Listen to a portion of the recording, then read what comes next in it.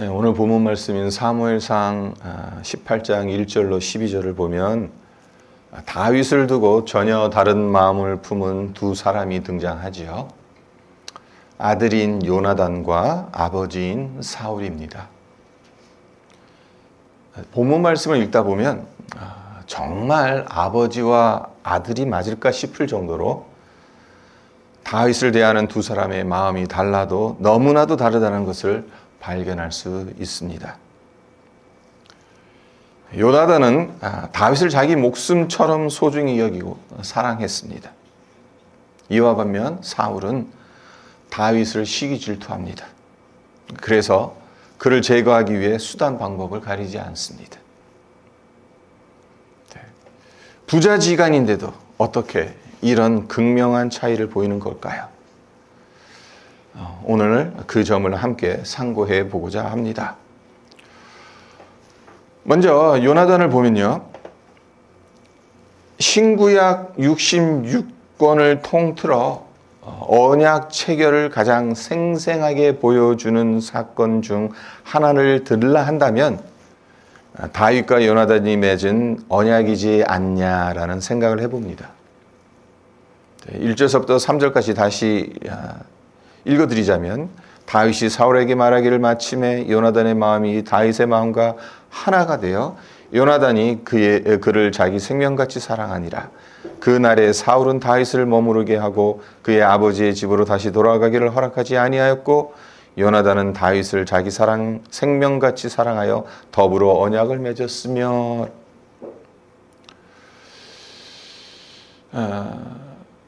요나단이 다윗에게 마음을 온통 빼앗긴 이유가 있죠. 다윗이 골리앗을 물맷돌로 쳐 죽인 것을 요나단이 보고 다윗에게 완전히 매료됩니다. 아니, 이스라엘에 저런 멋진 사람을 이제껏 본 적이 없는데 어떻게 하나님을 향한 열정이 저 정도일 수 있을까? 어디에서 저런 담대함이 나올 수 있는 건가? 요나단은 다윗에게 마음을 송두리째 빼앗깁니다. 그래서 요나단이 한 것이 무엇인가? 다윗과 언약을 맺는 겁니다. 그런데 이 언약이라는 것이 쉽게 맺을 수 있는 그런 성질의 것이 아닙니다. 오늘날 우리는 어찌 보면 상당히 많은 계약을 하면서 살아가죠. 사실 모든 것이 계약입니다. 계약이 안 걸린 어떤 그런 사회 활동이 없어요, 거의. 직장을 다니는 것도 한마디로 계약입니다. 고용주와 고용인 사이, 피고용 사이의 계약입니다. 집을 얻는 것도 계약이에요. 근데 이 계약은 위약금을 지불하면 얼마든지 변경하거나 취소할 수 있습니다. 그러니까 위약금이 많이 들긴 하겠습니다만은 이 계약을 해지하지 못할 방법이 없는 건 아니에요. 있어요.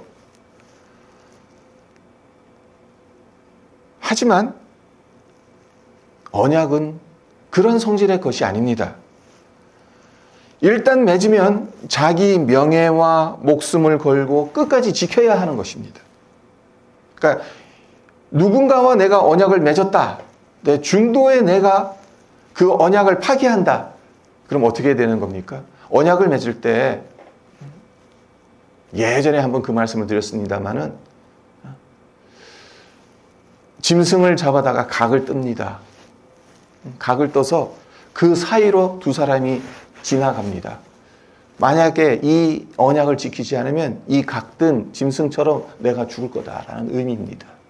그러니까 약속을 지키지 않으면 내 생명을 내놓아야 하는 것이 언약이에요. 이런 이유로 우리가 주목해서 봐야 할 것이 하나 있습니다. 언약을 맺음으로 이익을 보는 쪽은 다윗이고 손해를 보는 쪽은 요나단이라는 겁니다. 다윗의 출신 배경을 보세요. 촌동네나 다름없는 베들레헴 출신입니다. 양을 치는 목동이죠. 집안에서 막내였기 때문에 형들 심부름이나 했지 골리앗을 물맷돌로 쳐 죽인 것도 사실은 심부름 왔다가 보고 골리앗과 대결한 것 아닙니까? 그러니까 무슨 큰일을 한 적이 없어요. 집안에서 사소한 집안일, 심부름 그런 것만 했던 사람입니다. 이와는 달리 요나단은 누굽니까? 사울 왕의 아들입니다. 그것도 왕위 계승 서열 넘버원인 세자입니다. 누가 봐도 요나단이 자신의 목숨을 걸어야 하는 언약을 다윗과 맺을 하등의 이유가 없습니다. 이 언약을 맺는 것은 전적으로 요나단에게 손해가 되는 겁니다. 그럼에도 불구하고 다윗과 언약을 맺죠. 3절을 다시 보시면요. 이 언약을 맺는 주체자가 누구인지를 우리가 발견하게 돼요. 요나단은 다윗을 자기 생명같이 사랑하여 더불어 언약을 맺었으며 주어가 요나단입니다. 다윗이 요나단 보고 나와 언약을 맺자 한 게 아닙니다. 요나단이 다윗 보고 나와 언약을 맺자라고 한 겁니다. 이게 중요한 거예요. 그리고 이제 4절도 보시면요. 요나단이 자기가 입었던 겉옷을 벗어 다윗에게 주었고 자기의 군복과 칼과 활과 띠도 그리하였더라. 여기서도 주체자가 요나단입니다. 다윗은 피동적으로 나옵니다. 요나단이 준 것을 받은 거예요. 고대 근동 지역에선 언약을 맺을 때 겉옷과 무기와 허리띠를 교환하는 의식을 행했다고 합니다. 어떤 겉옷을 입었는지를 보면 그 사람의 신분이 높은지 낮은지를 알 수 있죠. 요나단은 왕자의 옷을 입었을 테고 다윗은 목동의 옷을 입었을 겁니다. 따라서 겉옷을 바꿔 입는다라는 것은 다윗이 왕자가 된다는 의미고 요나단은 목동이 된다는 의미입니다. 그리고 그 다음에 칼과 활을 서로 교환했다고 해요. 그러니까 칼과 활은 무기죠. 그러니까 왕자인 요나단은 좋은 칼과 활을 가지고 있었을 거예요. 그와는 달리 다윗에게 있는 무기는 달랑 물배가 전부입니다. 새총 같은 그런 어린이 장난감 같은 이 둘을 맞교환한다는 것은 공평하지 않습니다. 그리고 무기의 교환은 또한 너의 적이 나의 적이 될 것이라는, 그래서 너의 적이 쳐들어올 때 내가 달려가서 목숨 걸고 너를 지켜주겠다는 의미를 담고 있습니다. 실제로 요나단은 다윗과 맺은 언약을 지키기 위해 자신의 아버지인 사울이 다윗을 죽이려고 했을 때 어떻게 했습니까?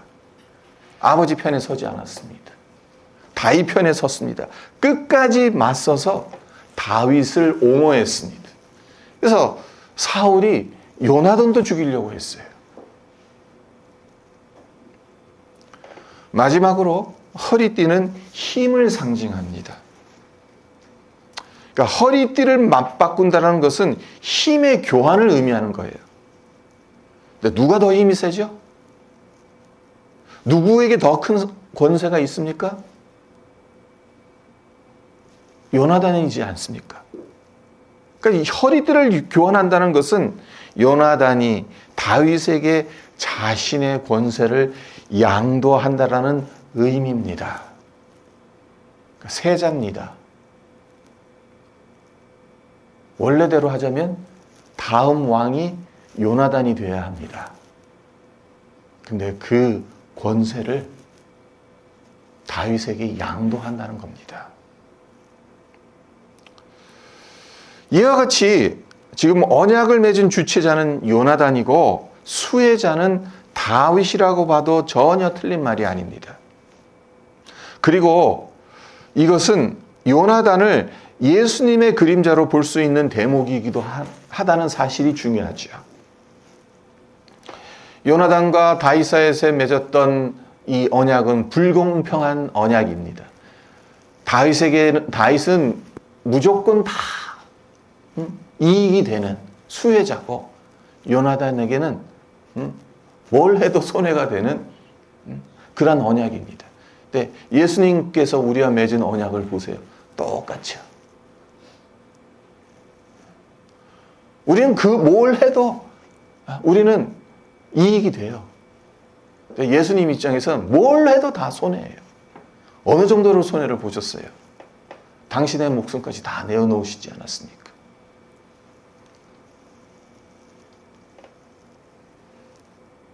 예수님 역시 우리와 언약을 맺으시면서 당신의 겉옷, 무기 그리고 허리띠를 우리와 맞바꾸셨다고 볼 수가 있습니다. 그래서 당신의 영광과 의의 옷을 벗어서 우리에게 입혀주셨죠. 그리고 죽을 수밖에 없는 우리의 육신의 옷을 대신 입으셨습니다. 우리의 적이 이제 예수님의 적이 되었습니다. 그래서 사도 바울이 로마서 8장 35절에서 천명하고 있듯이 환난이나 공고나 박해나 기근이나 적신이나 위험이나 칼이 우리를 그리스도의 사랑에서 끊을 수 없습니다. 예수님께서 당신의 목숨을 걸고 우리를 지켜주시기 때문에. 그리고 예수님의 권세가 우리의 권세가 되지 않았습니까? 하나님의 본체이신 예수님께서 하나님과 동등됨을 취할 것으로 여기지 아니하시고 우리의 연약함을 짊어지시기 위해 자기를 비어 종의 형체를 가져 자기를 낮추시고 죽기까지 복종하심으로 십자가에서 죽으셔서 우리는 하나님의 양자라는 권세를 받아 누리고 있지 않습니까?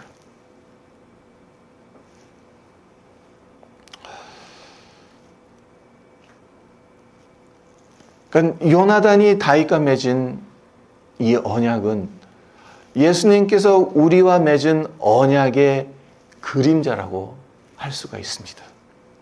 그래서 이런 걸 보면 사울의 아들, 왕위를 계승받을 왕자라는 엄청난 지위를 포기하고 다윗의 편에 섰던, 그래서 예수님의 그림자라는 영광스러운 타이틀을 얻은 요나단이 정말 복된 사람이고 정말 지혜로운 사람이다라는 생각을 해봅니다. 그 당시 현실적으로 봤을 땐 요나단이 손해보는 겁니다. 하지만 이 언약으로 인해 요나단은 하나의 예수님의 그림자로 인정을 받는 거예요. 자, 그렇다면 요나단에게 무슨 특별함이 있었길래 그의 지위와 권세에 연연하지 않고 다윗과 파격적인 언약을 맺을 수 있었을까요? 요나단이 어떤 사람인지 그 됨됨이를 보여주는 표현이 1절과 3절을 보면 나옵니다. 2번 반복해서 나와요. 그게 무엇이죠? 자기 생명같이 사랑했다 라는 표현입니다. 다윗을 향한 요나단의 사랑이 얼마나 각별했는지를 보여주는 표현이죠. 그런데 우리가 여기서 주목할 것이 하나 있습니다. 우리말로 생명가치라고 번역을 된 이 단어가 히브리어로는 네페시라는 단어입니다. 네페시라는 단어인데 이게 숨, 영혼이라는 뜻이에요. 이것이 영혼을 주관하시는 하나님에 대한 믿음 없이는 사용할 수는 없는 단어라는 거예요. 그러니까 요나단이 하나님을 향한 절대적인 믿음이 있었기 때문에 다윗을 자기 영혼인 것처럼 사랑할 수 있었다라는 의미가 이 안에 네페시라는 이 단어 안에 담겨 있는 겁니다. 달리 말하자면 자신의 지위보다는 하나님이 어떻게 일하시는지 더 민감했던 사람이었다는 의미이기도 하다는 거죠. 요나단에겐 다윗을 질투하고 경계할 충분한 이유가 있었습니다. 어디를 봐도 다윗이 하나님 앞에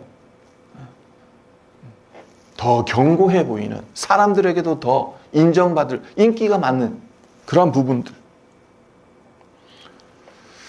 요나단에게 다윗은 차기 권력 다툼에서 최대 정적이나 다름없습니다. 요나단이 아버지 사울을 도와 다윗을 제거한다면 누가 가장 큰 이익을 보겠습니까? 당연히 요나단 본인에게 좋은 겁니다. 이제껏 한 번도 자기의 세자의 그 자리를 도전해 오는 사람이 없었는데 어느 날 갑자기 이 다윗이 나타나서 많은 사람들의 인기를 얻고,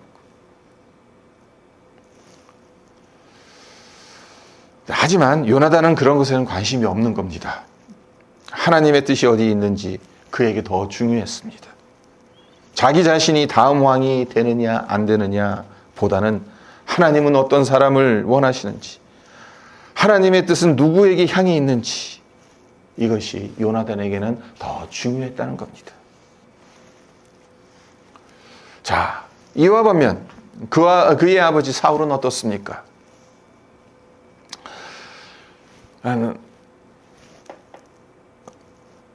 5절을 보시면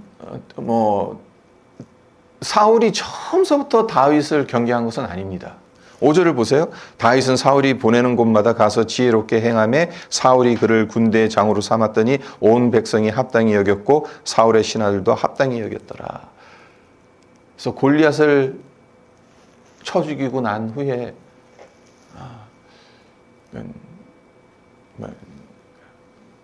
다윗이 진짜 신성처럼 등장한 거잖아요. 어떻게 보면. 네. 많은 사람들에게 인정을 받고, 또 사울 입장으로 보니까 다윗에게 군대 장관, 총사령관의 역할을 시키면 잘할 것 같아요. 그래서 그렇게 했어요. 네, 문제가 어디서부터 발생합니까? 6절서부터 발생을 합니다.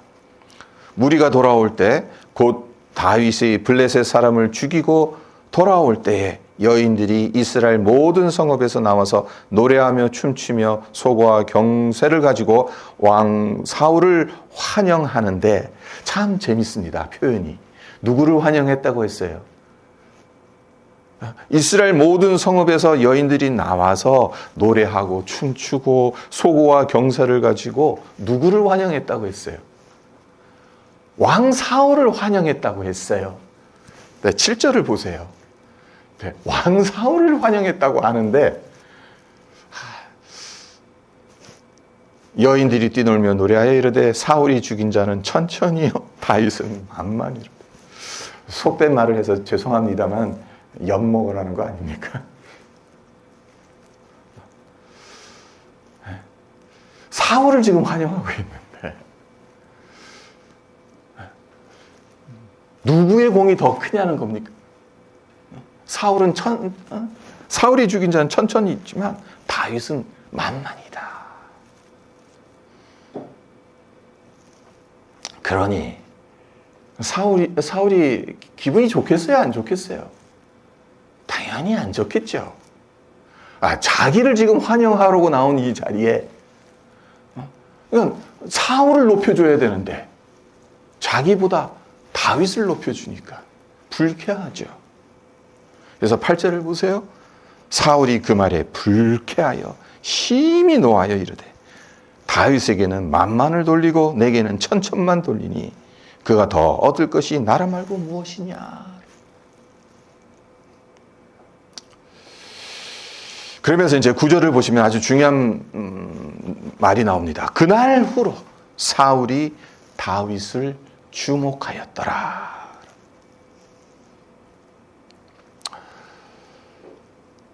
우리말 성경에는 아주 중요한 단어가 이 9절에 빠져 있습니다. 그것이 무엇인가 하면요, 원문을 직역하자면 그날 후로 사울이 다윗을 질투하는 눈으로 주목하였더라. 그러니까 질투하는 눈이라는 이 단어가 우리말 성경에 빠져 있어요. 자, 그냥 주목했더라 그러면 좋은 의미로도 해석이 가능하잖아요. 아, 쟤는 싹수가 다른 사람하고 달라. 쟤는 클 인물이야. 그러면서 주목할 수가 있잖아요. 네. 원문에서는 그런 의미로 주목한 게 아닙니다. 질투하는 눈으로 주목한 겁니다. 사울이 그의 눈에 다윗이 사랑스러웠기 때문에 다윗을 주목한 게 아니라는 거죠. 질투심에 사로잡혀서 어떻게 하면 눈의 가시 같은 저 인간을 제거할 수 있을까? 이걸 생각한 겁니다. 그리고 밤낮으로 이제 생각하는 겁니다. 그리고 그 생각에서 점점 더 헤어나지 못하게 되니까 왕의 직무를 정상적으로 수행할 수 없었을 뿐만 아니라 다윗을 향한 질투에 사로잡힌 채 그의 인생을 허비하고 맙니다.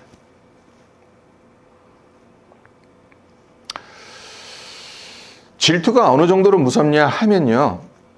사무엘상 24장을 보면 이스라엘과 블레셋 사이에 전투가 벌어져요. 그런데 서로 피 터지게 전투를 벌이는 도중에 잠시 소강 상태에 들어가게 됩니다. 그때 어떤 사람이 사울에게 와서 이런 보고를 합니다. 자, 사무엘상 24장 1절인데 제가 읽어드립니다. 사울이 블레셋 사람을 쫓다가 돌아오매 어떤 사람이 그에게 말하여 이르되 보소서 다윗이 엥게디 광야에 있더이다 하니. 지금 막 전투를 하고 있고 잠시 잠깐 쉬고 있는 상황입니다. 그때 누가 와서 다윗이 지금 엥게디 광야에 있어요 라고. 이 보고를 사울이 듣고 나서 어떤 조치를 내렸을까요? 충분히 짐작이 가죠. 24장 2절입니다. 이것도 제가 읽어드립니다. 사울이 온 이스라엘에게 택한 사람 3,000명을 거느리고 다윗과 그의 사람들을 찾으러 들염소 바위로 갈새.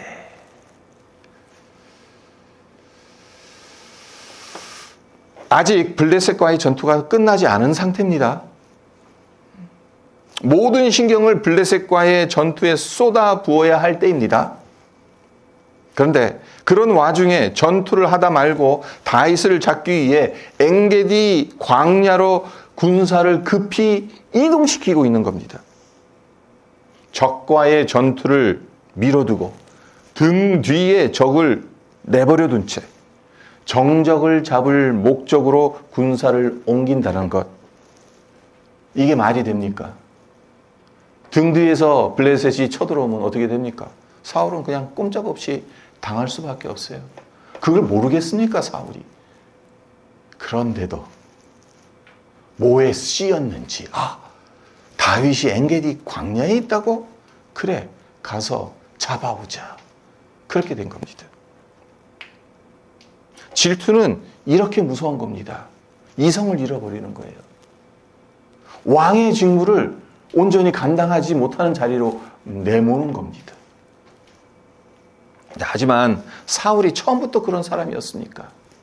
아니잖아요. 왕으로 택함을 받았을 때만 해도 사울이 고백했던 것이 있어요. 나는 이스라엘 지파 중에 가장 작은 지파, 베냐민 사람입니다. 우리 집안은 베냐민 지파 중에서도 가장 미약한 집안입니다. 그러니까 겸손하고 순수했던 사람이었습니다. 외모는 또 얼마나 출중했던지, 키도 크고 용모도 아주 준수한 젊은이였어요.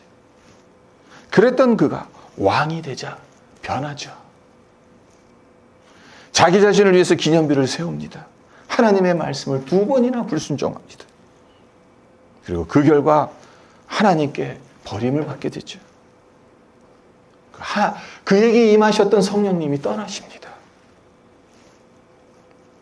그리고 그 자리에 성령님께서 떠나신 것도 참 슬픈 일인데 더 슬픈 일은 그 자리에 성령 대신 악령이 들어옵니다. 그리고 그를 지배합니다.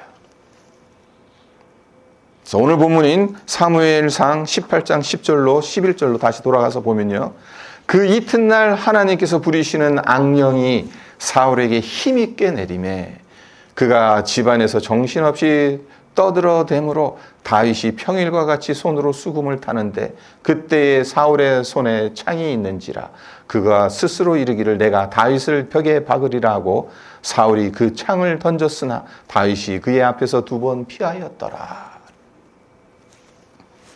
그러니까 질투심에 사로잡혀 있는 사울이, 악력에 시달리고 있는 사울이 평소처럼 수금을 연주하고 있는, 누구를 위해서 지금 수금을 연주하고 있습니까?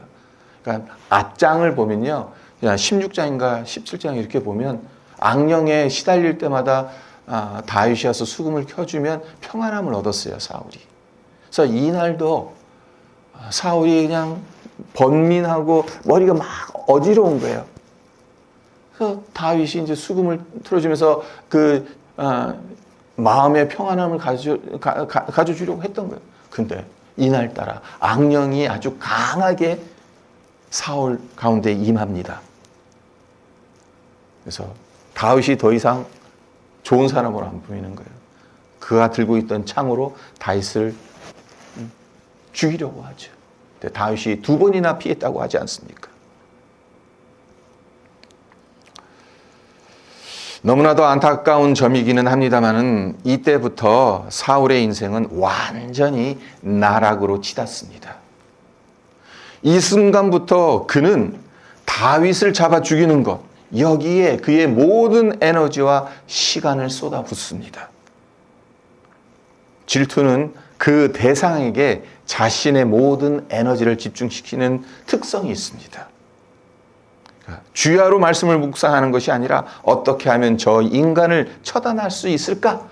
그것을 묵상하는 겁니다, 사울이. 그래서 무려 10년 동안 사울은 다윗을 제거하기 위해서 밤낮으로 쫓아다녔고 다윗은 그런 사울을 피해 도망 다녀야만 했습니다. 어떨 때는 이방 왕 앞에서 미친 척까지 했어야 했습니다. 하지만 그 사이 사울은 무기력하고 무능력하고 지혜 없는 왕으로 전락해 버리죠. 그리고 결국엔 블레셋과의 또 다른 전투에서 패하여 쫓기다가 스스로 목숨을 끊는 비극적인 최후를 맞이하죠. 말씀을 맺겠습니다. 오늘 본문 말씀을 묵상하면서 이런 생각이 들었습니다. 아버지와 아들이 이렇게까지 다를 수 있을까? 부전자전이라는 고사성어, 그리고 그 아버지의 그 아들이라는 우리 속담이 무색할 정도로 요나단은 자기 생명같이 다윗을 사랑하였던 것과 달리 사울은 다윗을 왜 그토록 미워하고 질투했었는지, 아들과 아버지가 달라도 어떻게 그렇게 다를 수 있었을까? 무엇이 그런 차이를 만들어냈는지 제가 자세히 설명드리지 않아도 여러분들 다들 잘 아시지 않습니까? 사울은 왕이 된 후 초심을 잃어버렸습니다. 하나님의 말씀에 순종하지 않았습니다. 요나단은 영혼을 주관하시는 하나님을 믿는 믿음을 끝까지 지켰습니다. 그에게 손해가 되는 상황에서 자신의 목숨이 아버지에게 끊겨질 수도 있는 상황에서도 다윗과 맺은 그 언약을 지키기 위해 자신의 것을 다 내려놓았습니다. 오늘 본문 말씀이 제시하는 이 대비와 교훈에 우리의 귀를 기울였으면 합니다. 그래서 늘 한결같은 믿음으로 하나님의 마음을 시원케 해드리는 우리 모두가 되시기를 주님의 이름으로 축원드립니다.